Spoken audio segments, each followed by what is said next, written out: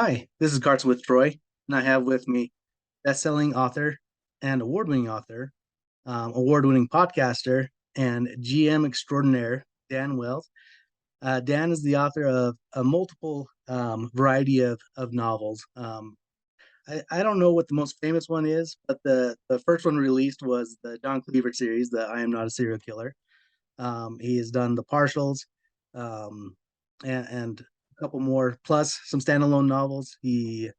Um, like I said, a podcaster with two podcasts, Writing Excuses and Intentionally Blank with Brandon Sanderson. Dan, thank you so much for getting on with me today. Go ahead and introduce yourself and tell us a little bit about yourself. Well, my name is Dan Wells, and thank you very much for having me on. I'm excited to be here. Glad we finally worked it out. Me Um, too. I I am not a serial killer is for sure my most popular book, in addition to being the very first one. That's the one that continues to sell the best. That's the one that was made into a movie.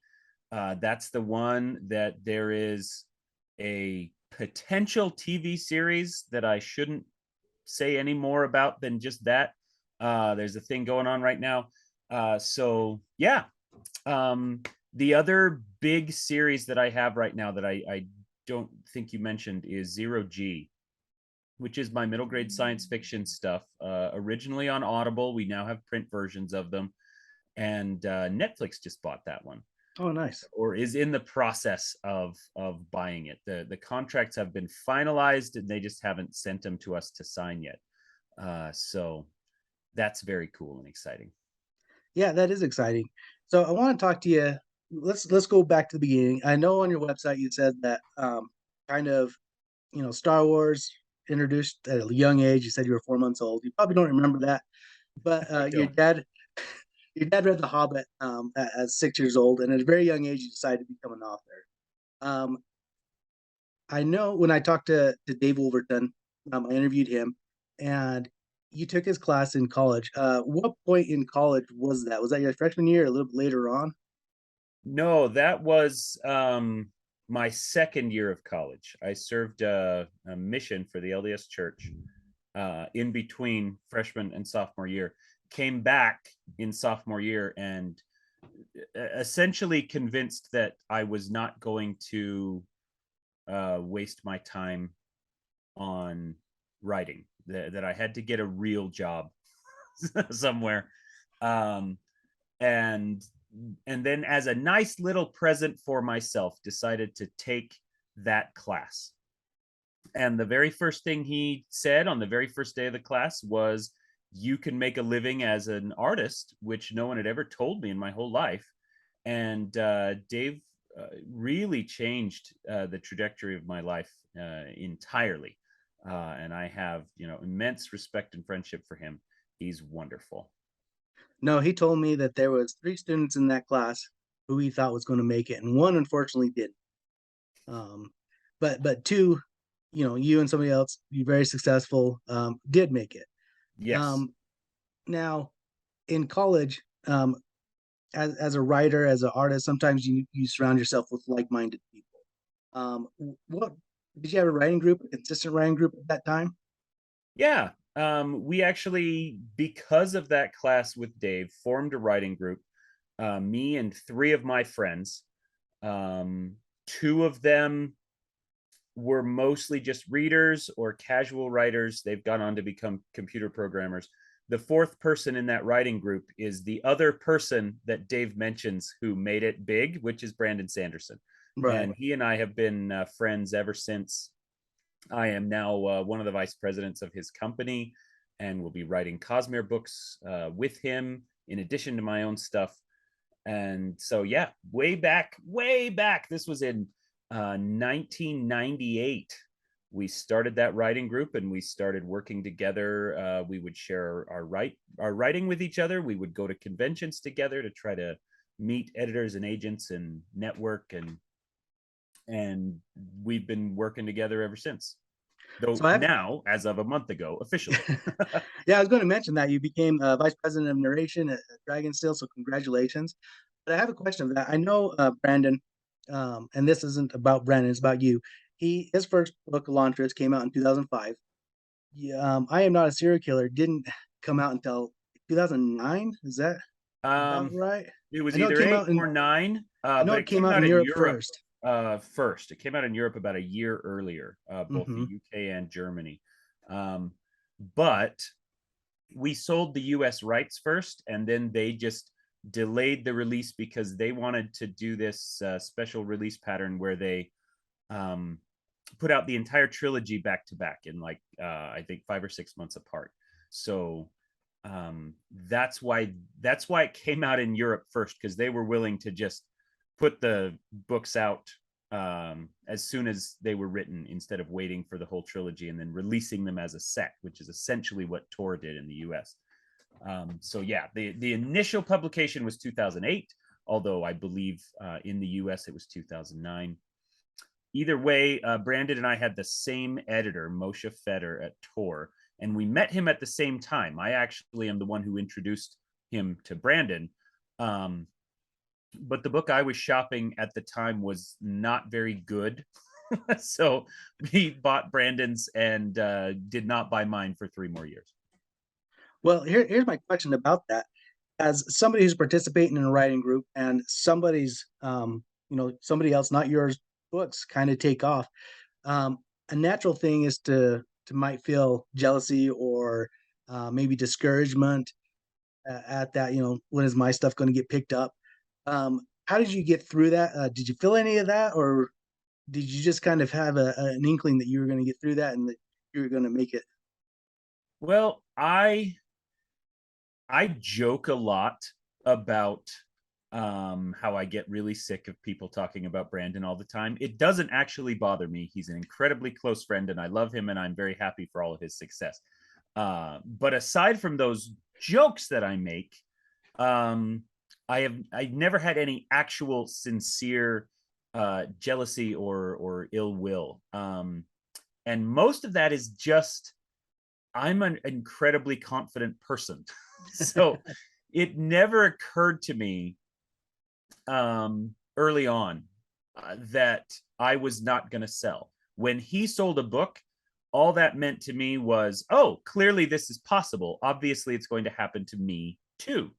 Um, I did have a moment a few years later when we were all published, and I went out to dinner with Brandon Mull, and James Dashner. And the three of them were all huge mega bestsellers, and I was, dinking along on the bottom end of the mid list, and came away from that dinner incredibly discouraged. For some reason, hanging out with the three of them, listening to them talk about the successes they had had, really made me think, well, I'm just wasting my time. If I'm not the mega bestseller that these three are, then what am I even doing? Which is a stupid thing to think, but that's what I thought. And I went home that night essentially convinced that I needed to quit writing and go back and get a real job. And then I thought to myself, oh, if I'm not a self employed artist anymore, I'll have enough time to pick up a hobby. That'll be fun. What kind of hobby should I get? And the only thing that came to mind was writing books.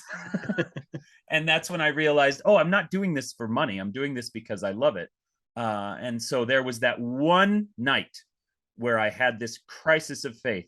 And other than that, I have never really been bothered by the larger success of other people, of friends I hang out with. I am delighted for everybody who is able to sell books. Everyone who wants to be a professional author and makes it makes me happy. That's awesome. Because that could be a natural thing. Like somebody's in a writing group and for whatever reason their book isn't selling and somebody else, a number of people in their writing group. So do you have any advice for those people? Um, well, first of all, I think that it is important for writers to make sure that their goals are clear in their own mind. Just like the story I just told about myself, really ask yourself why you are writing. Is your goal to be a bestseller? Is your goal to be studied in AP English classes? Or is your goal simply to write books because you love it? Maybe all you want is to see your name on a cover. Maybe all you want is something you can give to your friends and family for their birthday, or maybe you simply just enjoy doing it. I've got a lot of neighbors who get together every, I think it's Wednesday morning, to play basketball before they go to work. And nobody in talking to them says, "Oh, you play basketball in the mornings? It's too bad you're a failed NBA player." Because that's not how we think of it, right? They're playing basketball because they love it. And the fact that they're not in the NBA playing professionally is not regarded as a failure. And I think that we need to change the way we think about art as well. You can do it because you love it.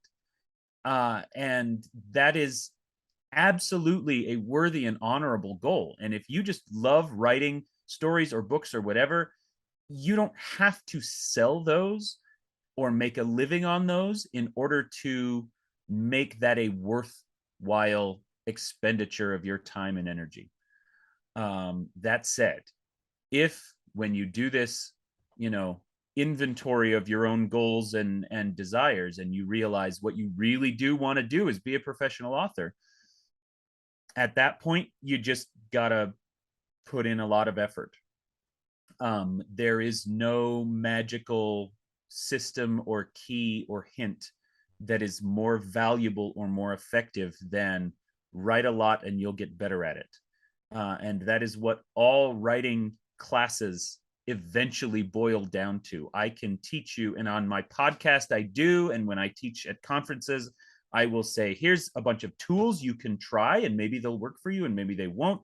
And there's an entire, instructional industry based around that. But ultimately, every bit of writing advice boils down to write a whole lot and you'll get better at it. And maybe that takes you 30 years. Maybe it takes you 3 years.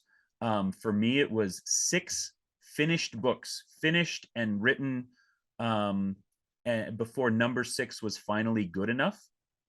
Brandon Sanderson, one of the most successful fantasy artists in the entire world, he wrote 13 books before one of those books was good enough to sell.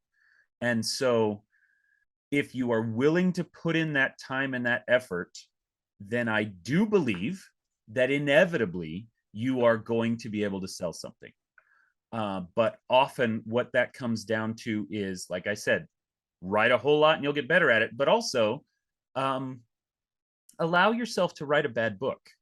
One thing that I see a lot and that I try to counsel people against is the quote unquote golden idea.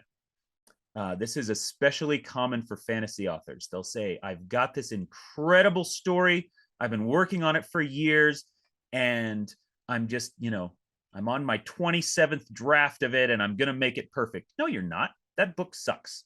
And you need to accept the fact that it sucks and move on. It is very important for you to, when you are trying to learn a new skill, when you are trying to perfect a talent like this, to try new things. And endlessly noodling on one book is not going to teach you how to write a second book. You need to finish it. You need to accept the fact that it is imperfect. And then you need to move on to the next thing. You are always going to have more and better ideas. You don't need to hold on to that golden idea that you've had since high school. Move on. You can tell yourself it's not true, but you can tell yourself that you'll go back later when you're better and you'll pick it up again and you'll rewrite it. I actually have done that with one of my books. But for the most part, you have to be willing to move on, to write the end, and to save the file, and to put it in a folder somewhere, and then start a new project, a new different thing that is going to stretch different muscles and exercise different parts of your writing talent, and really let yourself learn new things. That's great advice, especially the moving on part. You initially wanted to become like an epic fantasy author. Mm-hmm. I've heard. I mean, I've actually we've met like multiple times throughout the years, and I've listened to Writing Excuses since 2008. We met initially right before your book came out. I am not a serial killer at LTUE, I think. Awesome. You gave a I presentation. absolutely I don't remember that, No, but I'm no, going to no, pretend like I do and that no. we've You been don't through it. remember that at all, and I don't expect you to. No, you gave a presentation about outlining, and you used the 7-step formula. Hmm. But anyway, back to you. You started out wanting to be an epic fantasy writer. That's not what your first book was. It wasn't technically an epic fantasy. When you're pursuing ideas, when like you said, there's not a golden idea. Like there's multiple ideas. When you're brainstorming and pursuing ideas, how do you know, or what do you look for ideas to know when to pursue them? Like, okay, that's something that I want to pursue and look at. Um, so I've got a whole process that I go through, a fairly nebulous process of how to develop an idea into a story. And whether usually for me, and I suspect for most people, but at least for me, um, when I have an idea, the first thing that I think about, the most valuable second step, say I've got an idea that's very cool. That idea will form in one of two ways. It'll either be a character that I think is really interesting and I want to tell stories about them. That's where John Cleaver came from. Or second, it will be an idea that I think is really cool and I want to explore that idea.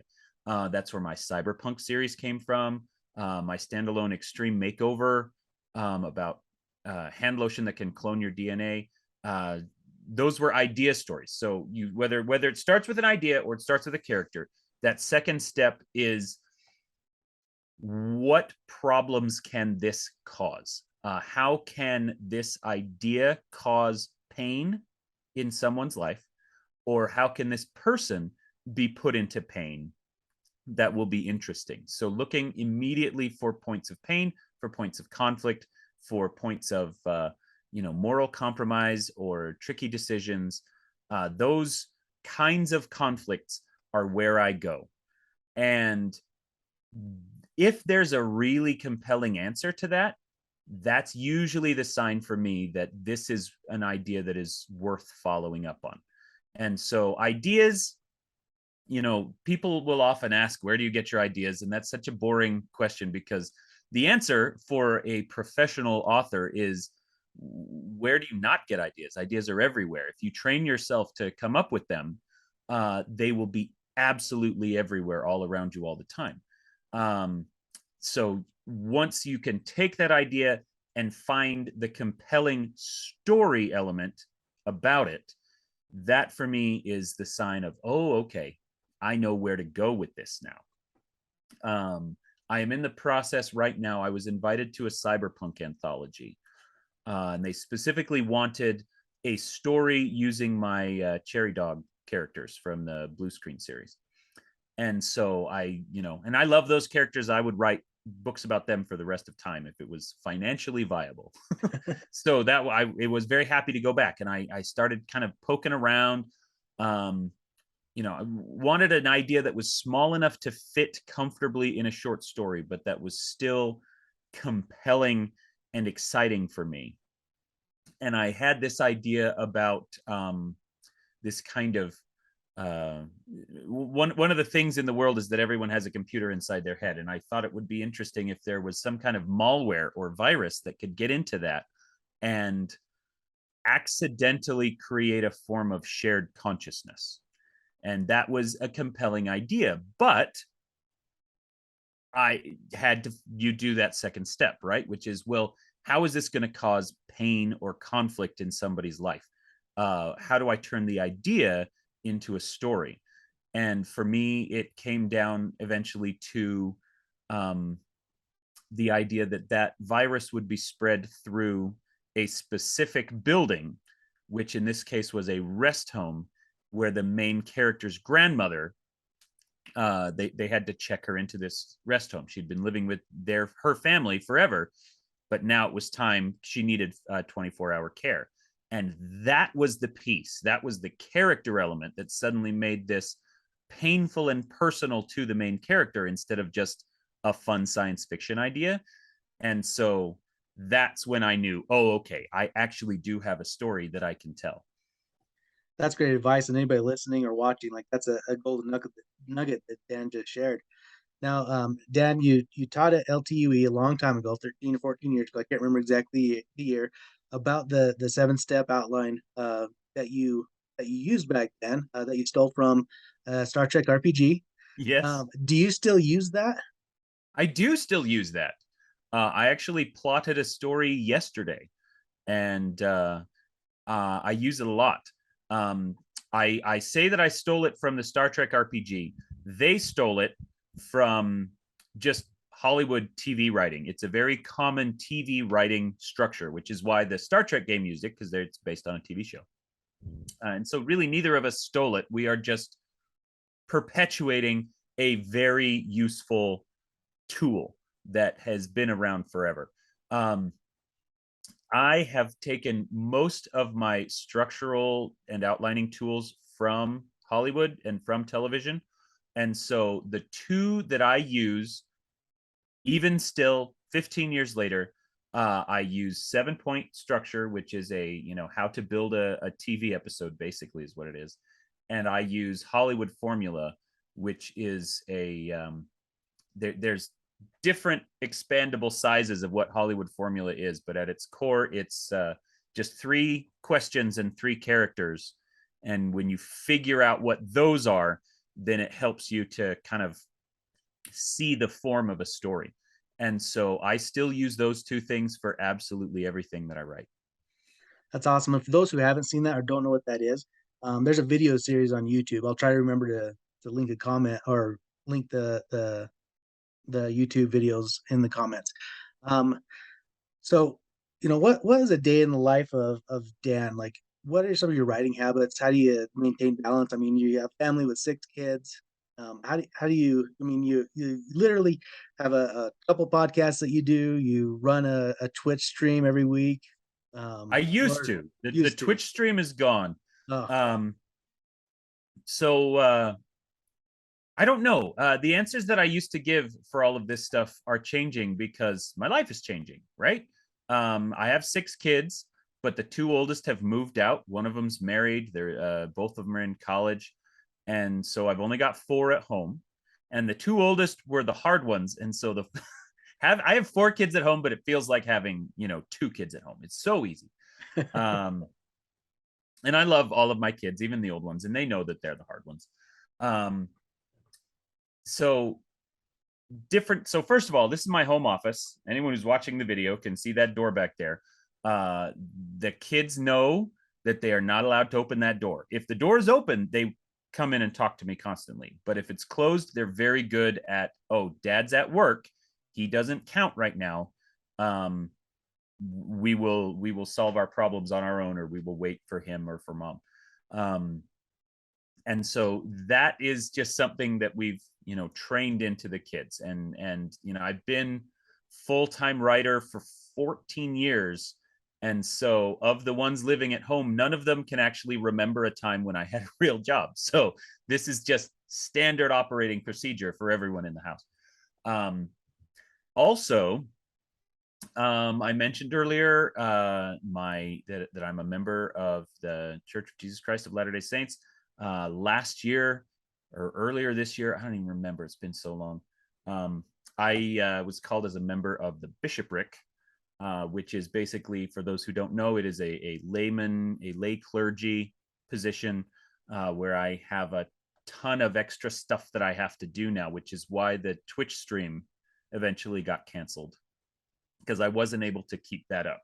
I don't know how many people, I don't know church wide how many bishopric members had to cancel their D&D Twitch stream when they got called, but I'm sure I can't be the only one.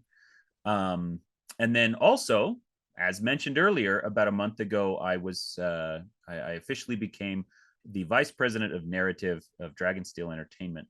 And so now, for the first time in 14 years, I do have a full-time, actual paycheck, real job, which is very strange to me. And so Monday, Tuesday, Wednesday, I work from home in this office. Thursday and Friday, I drive down to Dragonsteel and I work there in that office. and I am working for Dragonsteel full time all 5 of those days, but 2 of them are on site and 3 of them are remote. And so that is a huge adjustment for me in terms of what my life is like. Right now, it's about 1 in the afternoon at the time of this recording, and I'm still in my pajamas in my office, just doing my own thing, and nobody comes through the door. And that's what I've become very accustomed to.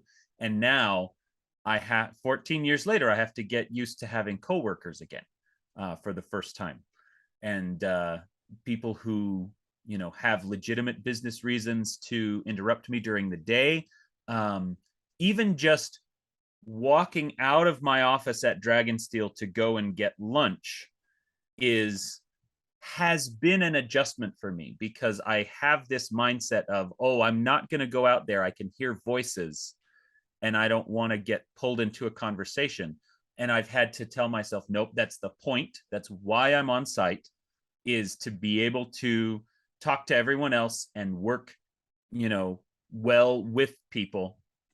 And so I have to start exercising a lot of office job muscles that I haven't had to use for a very long time. And it's been a big adjustment for me. And, Crimea River, obviously, that's such an obnoxious thing to complain about. And I'm not complaining. I'm just pointing out it was really surprising to me how difficult it was to get back into that mindset, that kind of office job, working with a group of people instead of just working from home on my own. Has been a big adjustment for me. So start in the beginning, like what was some of your habits? Like how, like did you set goals to like, all right, I want to write 2,000 words or whatever? And what kind of things do you do now to kind of stay productive? I mean, you obviously took that vice president job at Dragonsteel Entertainment. So I don't know what that job entails, but perhaps your personal books that you're trying to come out might have taken a step back. Like what does that entail? Yeah, so I do. I don't really mandate a word count for myself because I am not always certain what I'm going to be doing on a given day. Sometimes my job, like right now, I am in the middle of revising a book. Brandon and I co-wrote a book before I joined his company, and actually, that's most of the reason why I joined his company, because we co-wrote a book and we both really loved it, and we both loved the process of working together, and decided to formalize the relationship. So I wrote that book at home on my own, and then now, as an employee of the company, I am revising that book. And revising is a completely different time scale and a completely different type of work than composing in the first place. Right. So normally when writing, I aim for 4,000 words in a day. But if I hit 2,000, I am happy. Sometimes I can do 4, sometimes I can do 5. My biggest writing day of all time was like 7,500 words. I've never equaled that again. It is much more typically around 3,000 words. I aim for 4 to try to stretch myself and consider myself lucky. Sometimes I can hit 5 if I have a good outline to work on, I can hit 5,000 words in a day pretty consistently, but 4 is the goal. When I'm revising, it's entirely different. Right. It is important. It is more important to make the work good than to have a lot of work done. And so, depending on how it goes, if there's a chapter that is already in pretty good shape, then a quick polish through and I can get 5 or 6 chapters done in a day easily, sometimes more than that.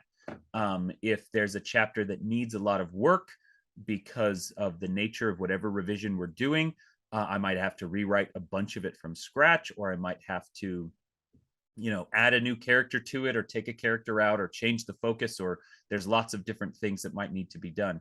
And so sometimes I'll get half a chapter done in a day because I'm not in slap the words down on the page mode. I'm in make these words as good as possible mode. Right. And so Because I'm doing that revision right now, I don't have as clear of daily goals, but I do have my long-term goal, which is I want to finish this revision by the end of the year. That is a stupidly ambitious goal, and I'm not going to hit it. But that is what I am trying to do. So we'll see. This revision in particular is going to be difficult because the book's called Dark One. I've got about 120, I want to say 120,000 words written. And that's the revision. And then we want to add 50 or 60,000 words to the end of it. Basically add a third act to the story and expand it by 50% or so. That is going to take a while, but I'm focusing on that revision first, and we'll cross that bridge when we come to it. So yeah, I keep not really answering your "what is my daily life like" question. I have learned over 14 years of working from home full time that I work best in the afternoon in terms of writing, actual prose writing.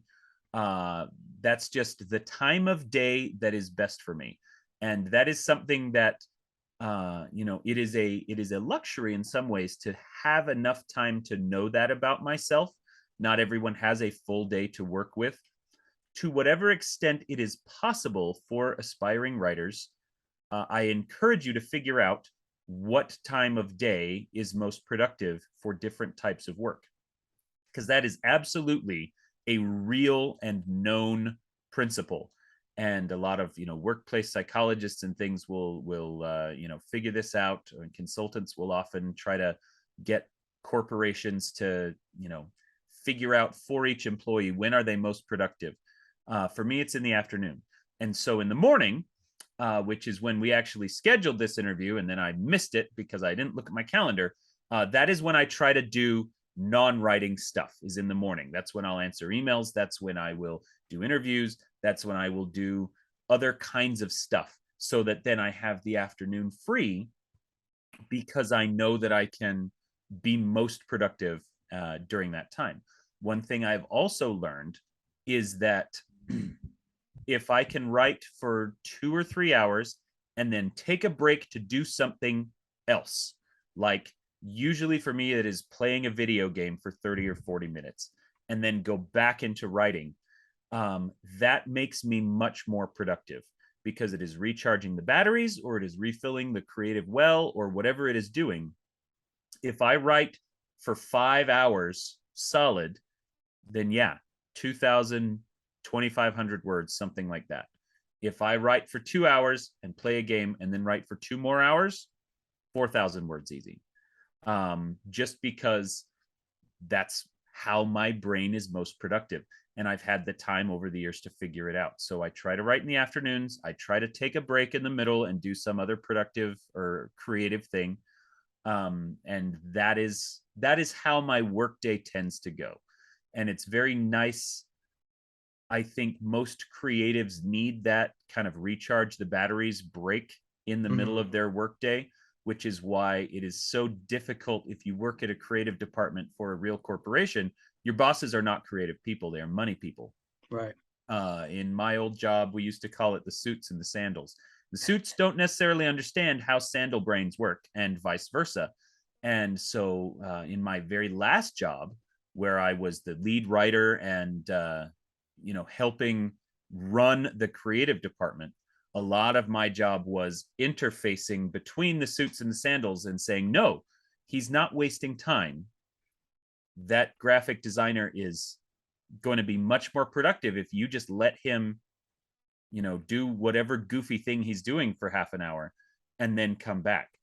You can't just be purely creative for hours on end without a break. That's just not how creativity works.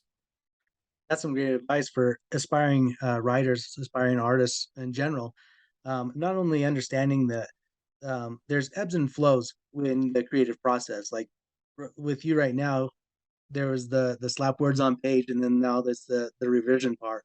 and then understanding yourself as well. Knowing when you're productive or how to get in your most productive state is important. For you, it's the right 2 hours, take a break, write another 2 hours in the afternoon. Some people might be 4 o'clock in the morning, some people might be 10 Yeah. o'clock at night. But whatever it is, be able to have a, some people won't be able to play around with those times, right? Because they have full-time Hmm. jobs. But some people I know have full-time jobs, they get up early in the morning and they write. Some people have full-time jobs, they write at 8 o'clock till midnight or whatever, and then that's the times that you have to play with, you know? Yeah. So, that's great. Um, I know you moved your family to Germany, soon after, I Am Not a Serial Killer, came out. Um, Yep. one of my biggest listeners is from Germany for some reason, and Cool. Well, hello. yeah, how was that for your family to go over there? You spent 6 months, a year? How long did you spend over there? We were there 2 years, 2 years, okay. 2012 to 2014, and loved it. I would still live in Germany today if it was feasible for me to do so. We came back in 2014, and we had only really intended to be there for 2 years anyway. It's not like we were forced back. It was, we knew that it was a temporary adventure that would eventually end. We came back because my parents were both fairly ill at the time. My brother was really ill at the time. And so we came back to Utah to live near family on purpose so that we could help people if they needed it. Everyone's doing much better now. Good. So hooray for that. But also, that was 8 years ago. And our kids are, it was easy to move in 2012 because they were all little. Even the oldest was still in elementary school. Once your kids get into high school and they start having relationships, they start having jobs, they start, doing, their grades count for college transcripts now, all of a sudden, it's much harder to uproot them and take them to a completely different culture and a completely different school system. And so we're basically here in the US again for the foreseeable future. And as much as I would love to, I genuinely would, if it were feasible, I would move to Berlin today. Would you? No question. But, you know, um, two of my kids have moved out and I would like to see them sometimes. And I would like them to be able to visit me without buying transatlantic plane tickets. So I don't know if I ever will go back to Europe. But I loved it. It was a really wonderful experience for the whole family. I try to go back and visit whenever I can, but the most recent time was 2017, which was 5 years ago. So yeah, Was it's that a decision based on the success of your books in Europe? yeah. So the short version of the story is that we were living in Orem, Utah at the time, and we bought that house when we had 2 kids. And by the time we had 5 kids, we did not fit in it anymore, and we knew we had to move. And we're looking around. We looked at some other places in Utah, and then it was my wife who said, "You know what? The next house we buy is not going to be our forever house that we live in forever. So if we know it's temporary anyway, why don't we go somewhere cool and have a fun adventure?" And I'm like, okay, that sounds awesome. And we eventually settled on Germany, primarily because my serial killer books were huge there. All 6 of the John Cleaver books have been national bestsellers in Germany. It was the biggest market I had. It was the market that enabled me to quit my real job and go full time as an author. It was just it was great. And so and also my wife already spoke German, so that made it an easier transition than it otherwise would have been. It was still difficult. Anyone who does want to move to Europe, I can, find me at a convention and I'll talk you through a lot of the obstacles, because there's a lot of obstacles. Um, but it was worth it and we liked it a lot. That's awesome. Now, I Am Not a Serial Killer got made into a movie. Somebody who has sold rights to, a movie studio or Netflix or whatever, what kind of input do you get on that? And how much do they involve you in that process? It depends entirely on the contract that you are able to negotiate. And for the most part, they don't want to give the author any power at all if they don't have to. Shannon Hale, for example, and she's spoken about this publicly. When she sold Austenland, she was able to visit the set just for a couple of days, and they had a chair with her name on it, and she was told to sit in that chair and not to talk to anybody. And so that was her experience with the movie, and I think that that's very typical for most authors. You have to be very big, very powerful, very successful in order to force yourself into the writer's room or to get in your contract that you are a producer or that you have script approval or anything like that. With my movie, I did not officially have any of those things. But it was a small indie production. The director and I had become very good friends over the course of the 6 years it took him to raise the money to make the movie. And so even though I had no script approval, I had no creative control, he still sent me the scripts just to get my opinion on them. I had meetings with him. His name is Billy O'Brien. I had meetings with Toby Froud, who was our special effects designer. Again, that is all them being cool rather than me having any like legal control over anything. They involved me when they didn't have to, and I'm very grateful for that. For the most part, there's nothing like that most authors get. The Netflix deal that we are working on, I don't have any creative control with that, which is much more typical. Authors tend to not have any at all. So, yeah. That's sometimes like I sympathize for Shannon Hale because like they're making her world real, and she can't do anything about it, and it's got to be kind of heartbreaking or frustrating or stuff like that. It can be difficult. My philosophy on adaptations has always been that I am more interested in a new and interesting take on the story than in seeing the story recreated 100% faithfully. I would much rather see a new artist's vision of the same idea than to just see something that is exactly like the book I already read. That's why I think the first couple of Harry Potter movies, for me at least, are very boring because I've already read that book and the movie is not adding anything new to it. Right. Now, that said, that idea, that philosophy was sorely tested when it suddenly was my book, right? And I had to remind myself constantly every time they would make a decision that was different than the one I would have made. I had to stop and say, you know what? They are good at their jobs. They are interesting artists. That's why I made this deal in the first place. I am just going to shut up and I'm going to let them do what they're good at. And ultimately, the movie they made was great. And, again, not every adaptation gets that. I feel incredibly lucky that my very first book got a movie and it was good. That is a very uncommon conglomeration of events. And so, had the movie been terrible, I'm sure that it might have poisoned me in general against adaptations or who knows. But I think that is the healthiest way to approach an adaptation, is to just kind of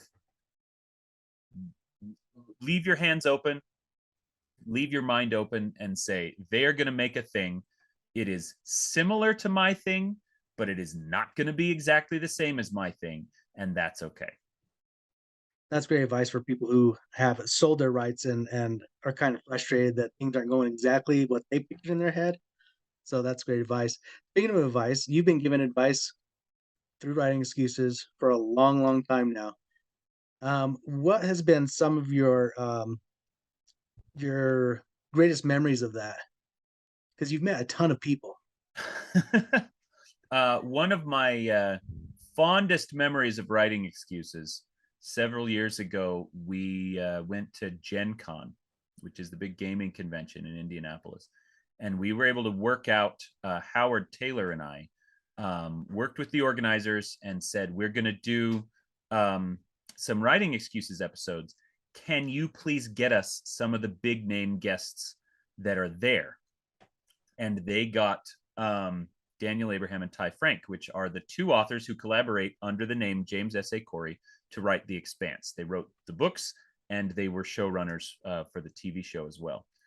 And big names, and I'm a huge fan of theirs. And we had never met before. And so we were relying entirely on Gen Con to be able to do that for us. Normally, when we record and we want guests, it's people that I already know or have met, and I ask them personally. So in this case, we got all set up to record, and they walked into the room, and I went up and introduced myself. Thank you so much for agreeing to do this. We won't take much of your time. My name's Dan Wells. And they both stopped, and they're like, wait, Dan Wells, who wrote I Am Not a Serial Killer? I loved that book. And that is a high that I continue to ride years later, of how exciting that was for me to be recognized and respected by someone that I respect in turn. And that's a lot of what has happened, not just with writing excuses, but with, the industry in general. I grew up reading Kevin J. Anderson books, and now he's a really good friend of mine, and we talk all the time. People who, when Mary Robinette Kowal first started publishing, and I read her early short story anthologies and things like that, had a chance to meet her, and now we are very good friends. We work together on the podcast. Things like that are so fun for me, to be able to gather people whose work I love and then put them together. That's why I do so much event organizing, because I love being able to, it's my love of heist movies. I think of I'm going to assemble a super team. I want to put together a writing conference specifically because I love this person's work and that person's work, and I'm going to get them all together and see what we can do. And so I'm really grateful that Writing Excuses has enabled me to do that. Has there been anybody you haven't met yet that you want to or want on the podcast? There are absolutely some that I would love to get on the podcast, and we haven't been able to yet. N.K. Jemisin, Nora Jemisin, we haven't had a chance to get her on the show, and I'd love to. I don't know when that's going to happen. But for the most part, everyone that I have really set my sights on and tried hard, we've been able to grab. Last year, I read the Greenbone Saga by Fonda Lee, Jade City, Jade War, and Jade Legacy, and loved them, and was like, oh man, it'd be so great to get Fonda on the show. And then I thought, why don't I just ask her? And so I did. And I found her on Twitter, and I'm like, hey, I love your books. Do you want to be on my podcast? And she's like, oh, I love your podcast. Sure, let's do it. And within a month, we were sitting on a Zoom call, eating lunch together, recording episodes. And I am really grateful that I have the ability to, offer something valuable to people that I like, so that I have an excuse to meet them. No, that's fantastic. That's one of the reasons why I do this too, is because I was like, man, there's so many people that I'd like to meet, and I know they have interesting stories. So I'm just going to reach out and see who says yes. And so many people have, and it's been wonderful. So thank you again. That's great. No, happy to be here, and thanks for doing it. Do you have any advice for any aspiring new authors? I mean, Aspiring new you've already authors. gave so many already. So I already gave a bunch. I mean, that's the main things that I say is, number one, go listen to Writing Excuses. Anything that I could say here, I've already said more intelligently on that show. So go listen to it. And it's free, so don't worry about that. B, what I already said, allow yourself to write a bad book. I love to use the analogy from Ender's Game. There's a part towards the end of Ender's Game where Bean stands up in the cafeteria and he says, listen, we are so focused on winning that we are not learning anything new. This is a battle school. We are supposed to be learning new strategies. We just have one strategy and we do it over and over again. And sometimes it works and sometimes it doesn't. We have to stop trying to win and start just trying new things to see what works and what doesn't. And I think that is such a valuable principle in general, and especially for artists. Stop trying to win. Stop trying to make your books perfect. Stop focusing on making this story sellable, and instead just try something you haven't tried yet. If you've never written in first person, write in first person, just to try it, just to see. Maybe you will hate it and you'll never go back to it, or maybe you will love it and you'll do it forever. If there's a genre you've never tried, for me it was horror. I wrote so many fantasy novels and then finally was like, you know what, I'm going to write a horror novel, and that's the one that clicked and that's the one that sold. So allow yourself to write bad books, allow yourself to try new things. That is going to be more valuable than just endlessly doing the same battle school strategy over and over again and hoping that this time it'll just magically work. That's awesome. Dan, go ahead and tell everybody how they can get a hold of you. Okay, so yeah, Websites, whatever you want. I online am the Dan Wells. That is my website. That is my email address. That is my Twitter. That is everything. And so that is the best place to find me. Go to thedanwells.com, sign up for my newsletter. I will send you, my calendar, and I will send you, updates on what I'm writing, what I'm reading right now, other art things that I recommend, which are usually video games and TV shows. The other place to look for me is at conventions. The last convention of the year that I am doing is this month, the Dragonsteel Con, and I don't think there's any tickets left. They opened up 2,000 more tickets a week or two ago, and I think that they're sold out, but I'm not sure. If you check my website or my newsletter, you will get to see other conventions. And I always love to talk to people at conventions. So please come and find me, and I will find me at a convention. Don't come find me at my house, please. But I will happily talk to anybody. And then, of course, all my books are online. Most of my books, with one or two exceptions, are all on Audible in audio. In fact, several of them are audio originals, like the Zero G books and Ghost Station.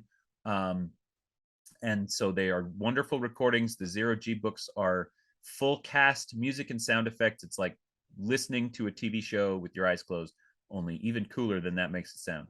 And then, of course, my books are online in ebook, and they're available in print. And I've got like 19 books out right now and working on some new ones. So I'm easy to find.